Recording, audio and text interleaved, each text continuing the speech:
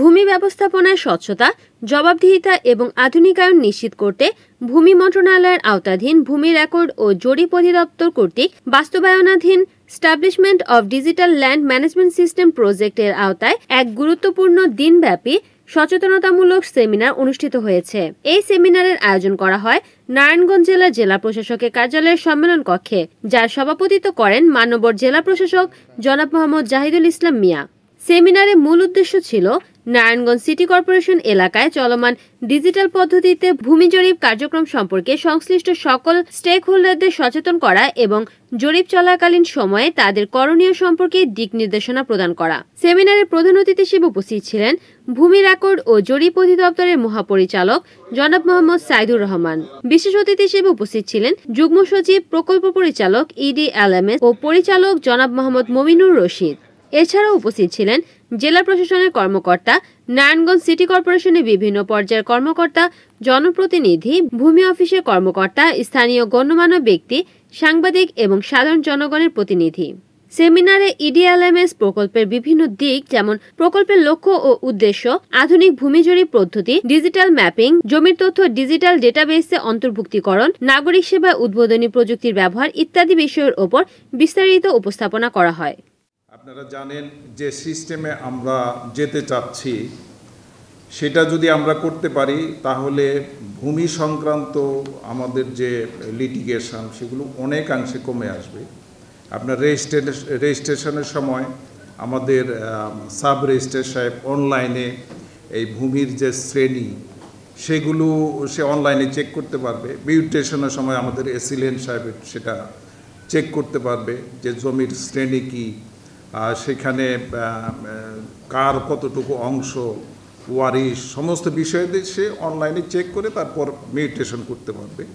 তেমনিভাবে যখন জমি ট্রান্সফার হবে, ট্রান্সফারের সময় যখন রেজিস্ট্রেশন হবে সেটাও আমাদের সাব রেজিস্ট্রার সাহেব এটা চেক করে দেখতে পারবেন। ফলে অনেকাংশেই আমাদের যে জমি জমা নিয়ে যে লিটিগেশনগুলো হয়, মামলা মোকদ্দমা হয়, সেগুলো অনেকাংশে কমে যাবে বলে আমরা আশা রাখি। তারপর অনেক সময় দেখা যায় যে দলিল, জাল দলিল সৃজনের মাধ্যমে যে জমিগুলো ট্রান্সফার হয়, বিশেষ করে সরকারি জমি যেগুলো ব্যাহাত হয়ে যায়, সেগুলো আমরা চেক দিতে সক্ষম হব, যেহেতু সব ডকুমেন্টই আমাদের অনলাইনে থাকবে এবং অনলাইনে ভেরিফাই করার সুযোগ থাকবে। আমি আজকে আমরা আপনাদের সাথে বসলাম, আমাদের লোকজন পর্যায়ক্রমে আসবে জনগণকে অ্যাওয়ার করার জন্য, জানানোর জন্য আরও আমরা ক্যাম্পেইন করব।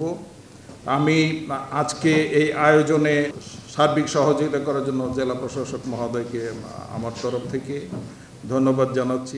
যেটাই স্যার আমরা করি মূলত স্যার আমাদের জনগণ, আমাদের নাগরিক যেন স্যার এই সুবিধাটা পায়। আমরা যদি টেকনোলজিকে দেখিয়ে আমরা অনেক টেকনোলজি আনলাম, কিন্তু আসলে আমার মূল যে উদ্দেশ্য এই জমি জমার মামলা মোকদ্দমা, মানুষের হয়রানি, এগুলো রোধ না হচ্ছে, তাহলে স্যার আপনার এই প্রকল্প আমি মনে করি যে আবারও একটা চ্যালেঞ্জের মধ্যে পড়বে। তা আমরা স্যার আপনাদেরকে স্বাগত করছি আবারও, যে আপনারা একটা সুন্দর পদক্ষেপ নিয়ে এই নারায়ণগঞ্জে স্যার এসেছেন। নারায়ণগঞ্জে স্যার আসলে এখানে ল্যান্ডের খুবই ক্রাইসিস এবং ল্যান্ডের এখানে প্রচুর ল্যান্ড নিয়ে লিটিগেশন রয়েছে। এখানে লোক সংখ্যা অনেক বেশি, জমির পরিমাণ খুবই স্বল্প ল্যান্ডের মানুষের তুলনায়, এবং এই জমির মূল্য অনেক বেশি। যেহেতু স্যার এই শহরটি সেই প্রাচীনকাল থেকেই ব্যবসা বাণিজ্যের জন্য সমৃদ্ধ একটি শহর, মানুষের ব্যবসা করার জন্য যে ধরনের ইনগ্রেডিয়েন্ট থাকা উচিত এই শহরের তার সবই রয়েছে। মূলত এই কারণে এই শহরকে নিয়ে এত বেশি বিশ্বের কাছে এত বেশি এর চাহিদা, এই চাহিদা আগামীতে আরও বাড়বে স্যার।